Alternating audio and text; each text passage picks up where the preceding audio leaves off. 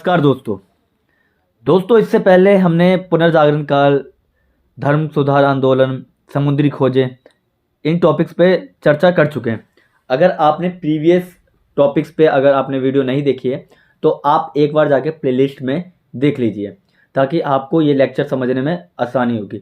और दूसरी बात, मैं हमेशा हर वीडियो में कहता हूँ कि जब भी आप ये लेक्चर देख रहे हो अपने सामने बुक ओपन करके बैठें ताकि ये लेक्चर और अच्छी तरीके से आपको समझ में आए, क्योंकि ये लेक्चर मैं लाइन टू लाइन प्रेजेंट कर रहा हूँ आप लोगों के सामने, तो आपको किसी भी तरह की कोई दिक्कत नहीं होने वाली है। चलिए स्टार्ट करते हैं। आज हम करने जा रहे हैं औद्योगिक क्रांति।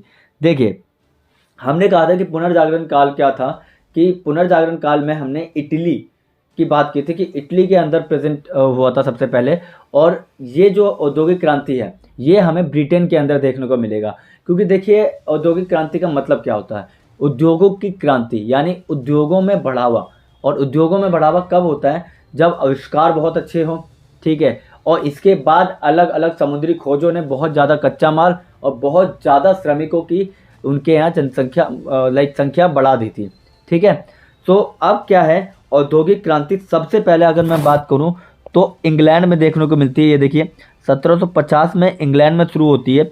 और क्योंकि अंग्रेजी व्यापारियों ने विदेशी व्यापारियों के माध्यम से भारी धन इकट्ठा कर लिया था, है ना, और उनके पास उपनिवेश कच्चे माल के रूप में थे ही।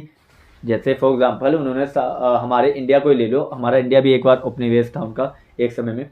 तो जब उपनिवेश था तो यहाँ से कच्चा माल लेकर जाते थे और वहाँ से माल बना के लाते थे और यहाँ मार्केट में आके बेचते थे। ये काम उनके व्यापारियों द्वारा किया जाता था और उसी समय को औद्योगिक क्रांति कहा जाता है, क्योंकि उस समय हर तरफ हमको सिर्फ और सिर्फ व्यापारी वर्गों का ही जमावड़ा देखने को मिलता था, ठीक है। देखते कि जो उपनिवेशिक देश थे उनको ये लोग बाजार की तरह देखा करते थे, ठीक है। इसके अलावा इंग्लैंड में कोयला, लौह उद्योग, इनकी चलाने के लिए संसाधनों की आवश्यकता पड़ती थी और ये यहीं से लेकर जाते थे, ठीक है। पूंजीपतियों के लिए नई मशीनों के विकास से निवेश करना और अधिक लाभ कमाना बहुत आसान हो गया था, ठीक। अब मशीनों, क्योंकि देखो एक और चीज़ है, बाकी जो कंट्री है वो इतनी डेवलप है नहीं, तो उनके पास जो भी चीज़ बनेगी वो किससे बनेगी? हाथों से बनेगी। मगर यहाँ तो भैया मशीनों का यूज़ किया जा रहा है। अगर आप एक दिन में एक शर्ट बना रहे हैं तो उसकी कीमत क्या रखेंगे? आप कम से कम 100 रुपये रखेंगे उसकी कीमत, क्योंकि आपकी पूरे दिन भर की मेहनत है वो, है ना। मगर इनके पास क्या था? इनके पास मशीनें थी। ये एक दिन में 10 शर्ट बना रहे हैं और एक शर्ट की भी कीमत अगर वो 15 रुपये रखें तो उनका कितना बन जाता है? 150 रुपये रख जाता है, यानी 50 रुपये तुमसे ज़्यादा फायदे में रहेंगे वो लोग, है ना।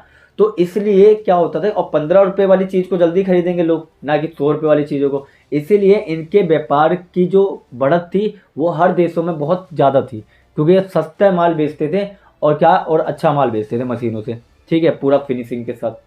चलिए अगला हम देखते हैं कि अब मशीनों ने मनुष्य और पशुओं के उत्पादन के कार्य को हटा दिया, ठीक है। अब नई मशीनों का जरूर यूज़ होना शुरू हो गया। ये देखिए नई मशीनों से उत्पादन में सुधार हुआ। और अब ऐसे में हम देखते हैं कि समाज दो भागों में बट गया। पहला तो है पूंजीवादी या पूंजीपति वर्ग और दूसरा है मजदूर वर्ग, ठीक है। अब क्योंकि हम पहले जानते थे कि पहले सिर्फ कृषक दिखते थे, ठीक है, सामंतवाद में हमने कृषक देखे और उसके बाद पुनर्जागरण काल हुआ तब भी हमने कृषकों की बात की, मगर उस समय हमने मिडल मैन की बातें की थी। मगर अब देखते हैं कि कोई नहीं रह गया, सिर्फ पूंजीपति और मजदूर, यही किसी भी देश की एक रीढ़ की हड्डी के रूप में जानी जाती थी। चलिए तो औद्योगिक क्रांति के टॉपिक को यहीं ख़त्म करते हैं, ये यहीं तक था। आगे जब हम पढ़ेंगे तो इसमें हम क्रांतियों का युग पढ़ेंगे, मगर उससे पहले हम देख लेते हैं इसमें इंपॉर्टेंट क्वेश्चन, ठीक है। एक बार को इसमें लिखा, किसने भारत आने के समुद्री मार्ग की खोज की? देखिए बताइए आप, हमने लास्ट लेक्चर में इसी के बारे में बात की थी। मैंने इस क्वेश्चन पे पहले भी डिस्कस किया था और मैंने आपको बताया था कि कोलंबस जो था उसने अमेरिका की खोज कर दी थी। किसकी खोज की थी आप लिख लेना। कोलंबस ने यूएसए की खोज कर दी थी और वहीं वास्को द गामा ने किसकी? भारत की खोज की थी, ठीक है। इसके बाद हम देखते हैं कि इनमें से क्या खोज की यात्राओं के परिणाम नहीं था? एशिया और अफ्रीका में उपनिवेशों की स्थापना, यूरोपीय वाणिज्य का विस्तार, उपनिवेशों की समृद्धि में वृद्धि, गुलाम व्यापार की शुरुआत। देखिए एशिया और अफ्रीका में उपनिवेशों की स्थापना ये भी था, यूरोपीय वाणिज्य का विस्तार ये भी था, वो अपने वाणिज्य का विस्तार करना चाह रहे थे, इसीलिए वो दूसरे देशों में गए थे।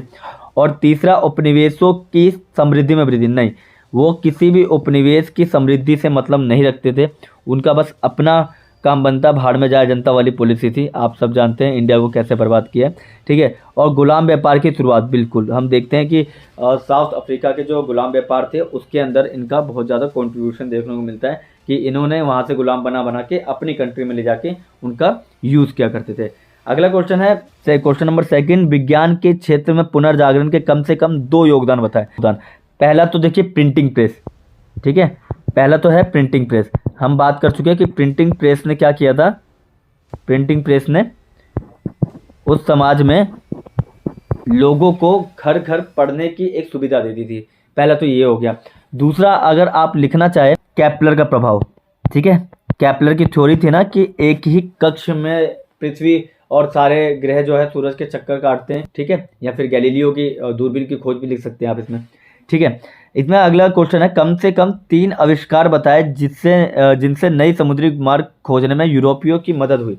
देखिए, पहला तो आप सबसे पहले लिख देना नेविगेशन, ठीक है, नेविगेशन हमने पढ़ा था, नेविगेटर हेनरी नेविगेटर के नाम से नेविगेशन, दिशा सूचक, ठीक है। तो पहला तो है दिशा सूचक, दिशा सूचक, ठीक है। और दूसरा जो है वो क्या है कि इसी में आप गैलीलियो की दूरबीन भी रख सकते हैं। एक बात बताइए कि दूरबीन क्या सिर्फ ऊपर देखने के लिए होती है? आप जहाज चलाएंगे, जहाज में भी तो आपको दूर की चीज़ें देखने के लिए आपको लगाना पड़ेगा ना दूरबीन, क्यों, है ना। तो बाहर की चीज़ें देखने, दूर की चीज़ें देखने के लिए भी उन्होंने जहाज़ों में दूरबीन जैसी चीज़ें लगाई थी, ठीक है।